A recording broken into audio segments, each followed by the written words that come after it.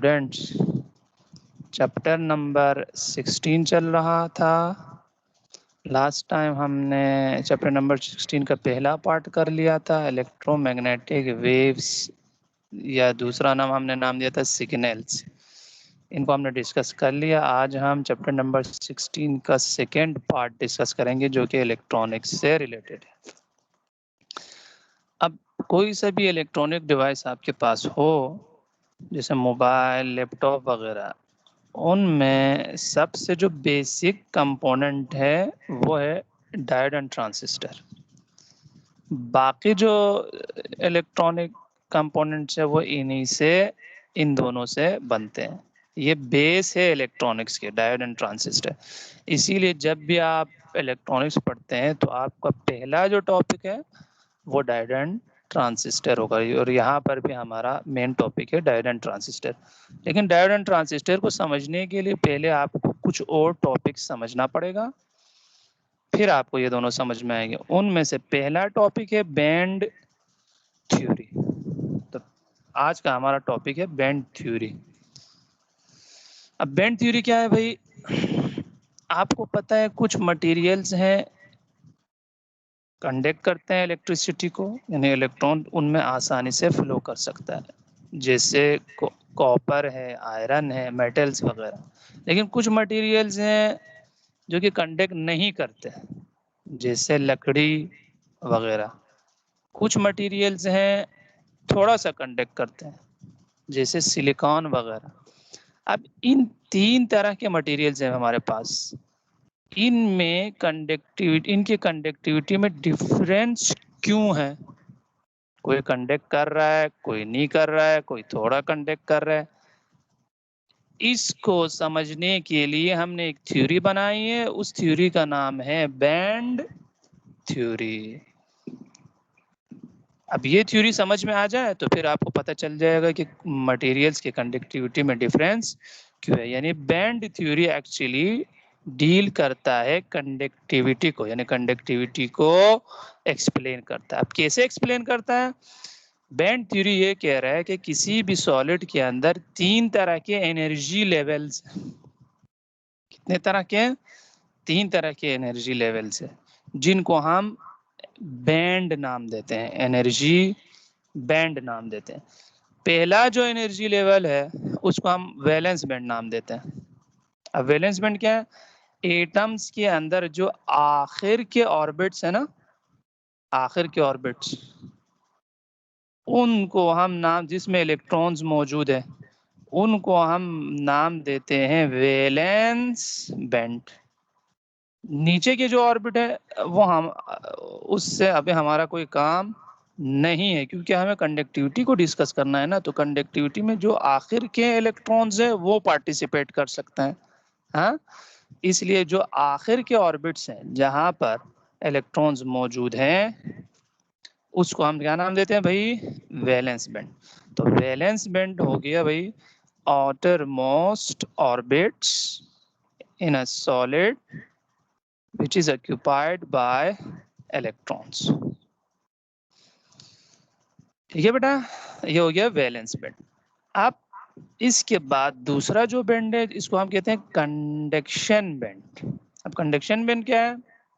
ये जो आखिरी इलेक्ट्रॉन्स है, जो आखिरी आखिरी ऑर्बिट्स में, अगर इनको आप एनर्जी दो बहुत ज्यादा, तो इनकी एनर्जी इतनी ज्यादा हो जाएगी कि ये इलेक्ट्रॉन्स फ्रीली मूव कर सकेंगे। वो एनर्जी लेवल जहां पर इलेक्ट्रॉन फ्रीली मूव कर सके, उसको हम कहते हैं कंडक्शन बैंड। अब कंडक्शन बैंड में जो इलेक्ट्रॉन है, क्योंकि एनर्जी बहुत ज्यादा है इनके अंदर, तो ये इलेक्ट्रिसिटी में पार्टिसिपेट कर सकते हैं, कंडक्टिविटी में पार्टिसिपेट कर सकते हैं। इन्हीं इलेक्ट्रॉन से आपको करंट मिल जाएगा। इस एनर्जी लेवल को हम कहते हैं कंडक्शन बैंड, जहां पे इलेक्ट्रॉन फ्रीली मूव कर सके। तो यूं कह सकते हैं, the energy band in which electrons have enough energy to move easily. जब इजीली मूव कर सकेंगे, इसका मतलब है ये करंट क्रिएट कर सकते हैं। तो ये जो कंडक्टिविटी है ना, कोई मटेरियल कंडक्ट कर रहा है या नहीं कर रहा है, ये डिपेंड करता है कि कंडक्शन बैंड में कितने इलेक्ट्रॉन्स हो। जो कंडक्शन बैंड में इलेक्ट्रॉन है वो इजीली मूव करके इलेक्ट्रिसिटी क्रिएट कर सकते हैं। तो कंडक्शन बैंड के इलेक्ट्रॉन पे डिपेंड करता है कंडक्टिविटी। ठीक है, आगे इसको मजे डिस्कस करेंगे। और तीसरा जो बैंड है उसको हम कहते हैं फॉरबिडन एनर्जी गैप। ये लास्ट एनर्जी बैंड है। ये वो एनर्जी बैंड है जहां पर कोई एनर्जी गैप है, यहाँ पर कोई इलेक्ट्रॉन मौजूद नहीं हो सकता। इलेक्ट्रॉन या वैलेंस बैंड में होना चाहे या कंडक्शन बैंड में, बीच में कोई इलेक्ट्रॉन मौजूद नहीं हो सकता। वो बीच का जो गैप है उसको हमने नाम दिया एनर्जी गैप या फॉरबिडन एनर्जी गैप। तो ये हो गई definition, the energy gap between valence band and conduction band where no electron can exist. ये है बैंड थ्योरी। बैंड थ्योरी फिर ये कह रहा है इन शॉर्ट कि किसी भी सॉलिड के एटम के अंदर तीन तरह के एनर्जी लेवल्स हैं। एक आखिरी ऑर्बिट्स जिसमें इलेक्ट्रॉन मौजूद है, वैलेंस बैंड कहते हैं। एक वो एनर्जी लेवल जहां पर अगर इलेक्ट्रॉन जा सके तो वो फ्रीली मूव कर सकेगा और इलेक्ट्रिसिटी में कंडक्टिविटी में पार्टिसिपेट कर सकेगा, उसको हमने कंडक्शन बैंड नाम दिया। और इन दोनों के बीच में जो गैप है इसको हमने नाम दिया फॉरबिडन एनर्जी गैप। अब ये थ्योरी जब आपको समझ में आ गया, अब आपको ये समझ में आएगा कि डिफरेंट मटेरियल्स के कंडक्टिविटी में डिफरेंस क्यों है, वो हम इस थ्योरी से एक्सप्लेन कर सकते हैं। अब आते हैं पहले इंसुलेटर्स को देखते हैं। इंसुलेटर्स जैसे लकड़ी, जैसे रबर, प्लास्टिक वगैरह, ये आपने देखा है कि ये कंडक्ट नहीं कर सकते, यानी इसमें से करंट पास नहीं हो सकता, इलेक्ट्रॉन्स फ्लो नहीं कर सकते। क्यों? क्योंकि according to band theory insulators में एनर्जी गैप बहुत ज्यादा है, फॉरबिडन एनर्जी गैप बहुत ज्यादा है, जिसकी वजह से वैलेंस बैंड के इलेक्ट्रॉन्स कंडक्शन बैंड में नहीं जा सकते हैं। दूसरे अल्फाज में यानी वो फ्रीली मूव नहीं कर सकते। अगर कंडक्शन बैंड में जाएं तब फ्रीली मूव कर सकेंगे ना। एनर्जी गैप बहुत ज्यादा है तो फिर कोई इलेक्ट्रॉन कंडक्शन बैंड में मौजूद नहीं है, जिसकी वजह से ये करंट को कंडक्ट नहीं करते। ठीक है, सेमीकंडक्टर्स जैसे सिलिकॉन वगैरह, इनमें थोड़े कंडक्टिविटी है लेकिन कम है। अब क्यों है और कम क्यों है, वो इसलिए कि इन सेमीकंडक्टर्स में एनर्जी गैप है लेकिन नैरो एनर्जी गैप है, यानी जो एनर्जी गैप है वो बहुत कम है, जिसकी वजह से नॉर्मल टेम्परेचर में भी कुछ ना कुछ इलेक्ट्रॉन्स जो है उनमें इतनी एनर्जी होती है कि वो कंडक्शन बैंड में चले जाते हैं और फ्रीली मूव कर सकेंगे। और यही जो इलेक्ट्रॉन्स है इनकी वजह से इस सेमीकंडक्टर के अंदर थोड़ा सा कंडक्टिविटी आ जाता है। अब चलते हैं कंडक्टर्स की तरफ।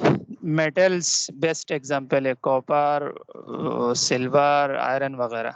आपको पता है मेटल्स बहुत अच्छी तरीके से इलेक्ट्रिसिटी को जाने देते हैं, कंडक्ट करते हैं, इसमें इलेक्ट्रॉन आसानी से पास हो सकता है, मूव कर सकता है। क्यों?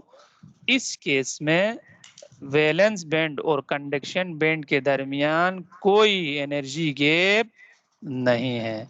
दूसरे अल्फाज में वैलेंस बैंड और कंडक्शन बैंड एक दूसरे के ऊपर ओवरलैप करते हैं। यूं समझ लो वैलेंस बैंड में जो इलेक्ट्रॉन है ऑलमोस्ट वो सारे के सारे कंडक्शन बैंड में है, कंडक्शन बैंड में जो इलेक्ट्रॉन्स है वो सारे के सारे वैलेंस बैंड में, दोनों एक दूसरे के ऊपर ओवरलैप करते हैं, एनर्जी गैप 0 है, जिसकी वजह से आपके पास बहुत सारे इलेक्ट्रॉन्स फिर कंडक्शन बैंड में मौजूद होंगे। यानी ये इलेक्ट्रॉन्स जो कि अब कंडक्शन बैंड में जो इलेक्ट्रॉन है वो फ्रीली मूव कर सकता है, तो ये सारे इलेक्ट्रॉन्स फ्रीली और इजीली मूव कर सकते हैं, जिसकी वजह से कंडक्टर्स के अंदर कंडक्टिविटी बहुत ज्यादा है। बात क्लियर हो गई बेटा? तो ये हो गई आज का टॉपिक। पहला टॉपिक एक था कि बैंड थ्योरी क्या है, हमने बता दिया। According to band theory solid के एटम्स के अंदर 3 तरह के एनर्जी लेवल है।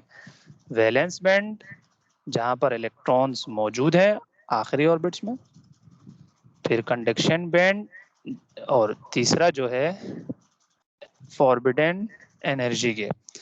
अब वैलेंस बैंड और कंडक्शन बैंड के दरमियान गैप ज्यादा होता है इंसुलेटर्स में, तो फिर करंट कंडक्ट ये नहीं कर सकते हैं।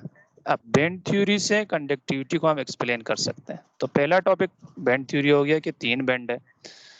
फिर उस बैंड थ्योरी से हमने कंडक्टिविटी को एक्सप्लेन किया कि इंसुलेटर इसलिए नहीं कर सकते हैं कंडक्ट क्योंकि एनर्जी गैप बहुत ज्यादा है। सेमीकंडक्टर थोड़ा सा कर सकते हैं इसलिए कि एनर्जी गैप कम है, और कंडक्टर्स बहुत ज्यादा कंडक्ट कर सकते हैं इसलिए कि कोई एनर्जी गैप इनके दरमियान नहीं होता। ये हो गया आज का टॉपिक। नीचे मैंने इंसुलेटर, सेमीकंडक्टर्स और कंडक्टर्स के बारे में जो बातें बता दी आप लोगों को, वो मैंने रिटन फॉर्म में भी लिख दिया है, ये आप अपने नोट्स में उतारे हैं। ये हो गई बेटा आज का टॉपिक।